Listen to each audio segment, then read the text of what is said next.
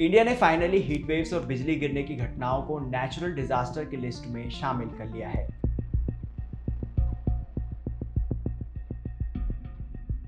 ये फैसला जलवायु परिवर्तन के दौर में खुले आकाश के नीचे काम करने वाले किसानों और मजदूरों के लिए महत्वपूर्ण क्यों है, या आपके शहर और गांव में क्या बदलाव लाएगा, और गृह मंत्रालय ने सालों से उठ रही इस मांग को फाइनली क्यों स्वीकार कर लिया, आइए समझते हैं।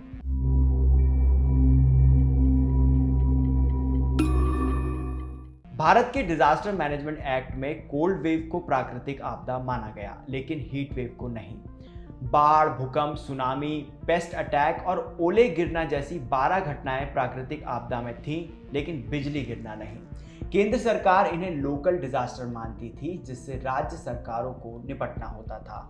अब क्योंकि ये लोकल डिजास्टर थे, इसके प्रावधान भी कड़े थे।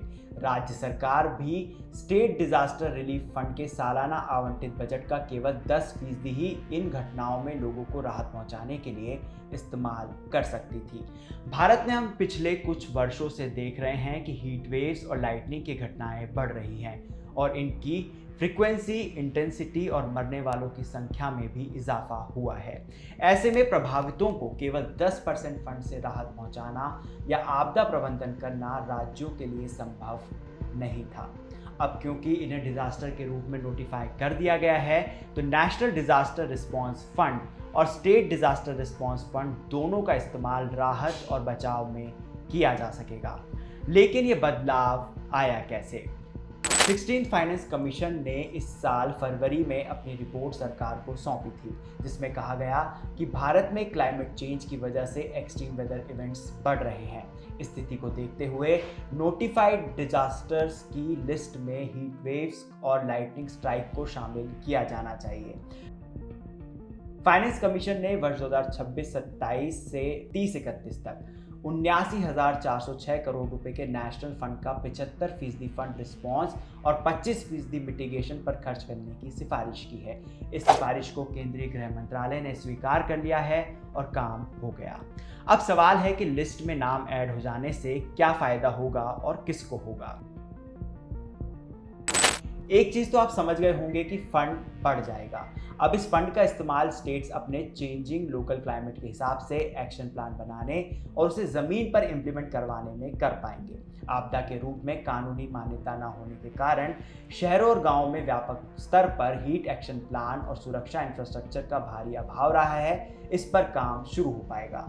जैसे अगर हम हीट वेव का ही उदाहरण लें, तो फिलहाल 23 ऐसे राज्य हैं जो हीट वेव के लिए संवेदनशील हैं। गर्मी से अपने लोगों को बचाने के लिए शेड लगाना, पब्लिक प्लेस पर ठंडे पानी की उपलब्धता, ओरल सॉल्यूशंस बांटना, कूल रूफिंग करना आदि कामों के लिए राज्यों को पैसे की जरूरत होती थी, जो अब मिल पाएगा।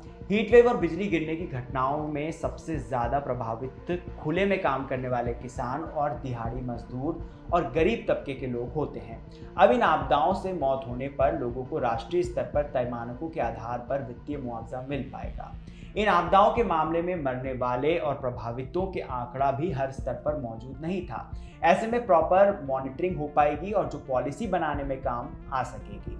Ground report lightning strike, heat wave से मरने वाले लोगों और इन आपदाओं के मामले में प्रशासनिक समस्याओं पर विस्तृत रिपोर्टिंग करता रहा है और इन्हें नेचुरल डिजास्टर की लिस्ट में शामिल करने की जरूरत को रेखांकित करता रहा है।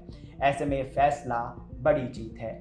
आप हमारी ये रिपोर्ट्स groundreport.in पर विजिट कर देख सकते हैं। पर्यावरण केंद्रित जमीनी पत्रकारिता के लिए ग्राउंड रिपोर्ट को फॉलो कीजिए।